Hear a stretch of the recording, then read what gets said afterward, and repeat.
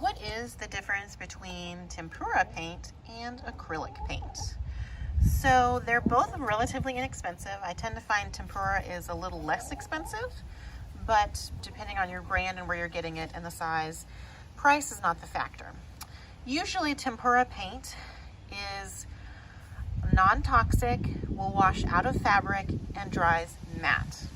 So this tends to be more for little kids crafts or like messy stuff that you are hoping will wash out of things if you get it in the wrong place.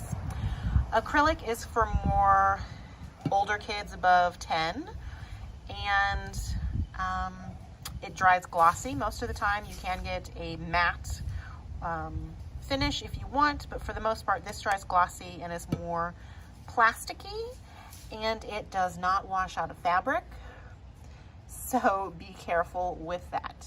You can find this at the Dollar Tree, you can find it at Walmart, your local craft store, either type. Can you do acrylic pour with tempura? Yes, you can, but you will find, like this black is tempura, that it is more matte than my other colors. So depending on the look you want, or if you want to do the less expensive tempura and then go over it with a clear gloss, you could also do it that way.